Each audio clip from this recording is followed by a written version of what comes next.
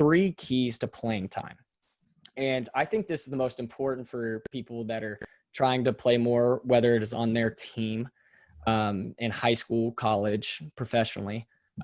3 most important things to playing is, one, and the most important one in my belief, is you need to talk to your coach.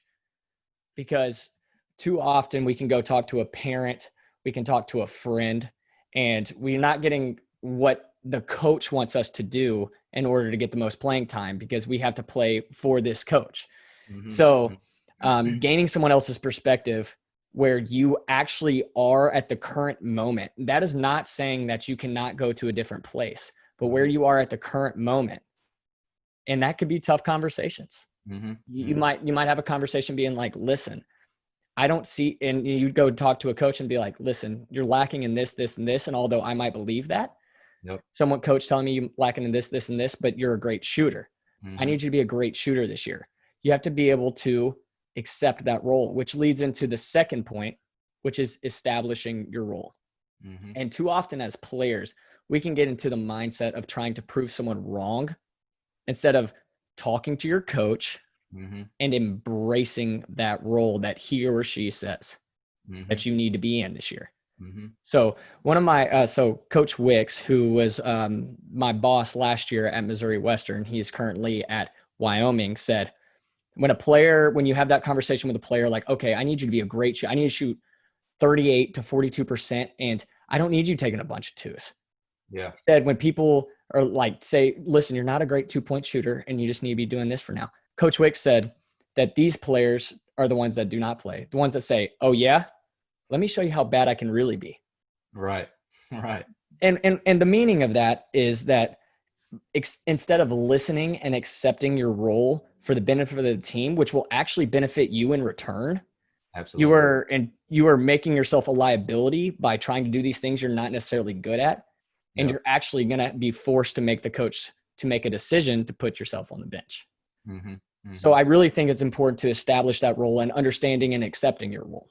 The third one, and although I said talking to your coach is the most important, this one's, man, it's right behind it. And it is work your freaking tail off. You got to work your tail off, man, because whatever you think is hard and whatever you think is hard work, triple it.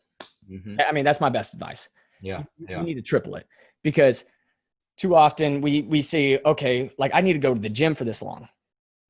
Well, somebody else is doing that exact same work, and they might be more talented than you.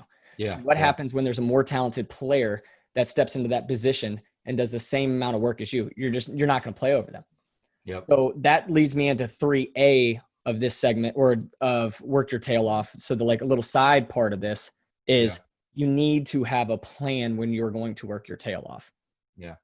So those 2 questions are, 1, what do I need to accomplish? And 2, how am I going to accomplish it? So going to a personal story of me was, I used to watch videos to see what I needed to do. Like, what were these other people doing that was making them successful? And how was that relating to me? So I think that's one that's very important. Watch people that have done it in the past and then try to replicate it. So 2 is, I'm weird. I'm a little weird, Asa. So I used to so I used to write workouts. Like I would get a little composition notebook and I would write my workouts down. And so like just having a plan, and it doesn't necessarily have to look like that. Some people's plans look like going to trainers and asking the trainer, what's our plan? What's our plan? Like, you're putting me through these workouts, but what's our large goal here? What's our big goal that we're trying to strive for? And how are we micro managing these little details in order to get to these goals, to get to the small goals in order to reach our big goals?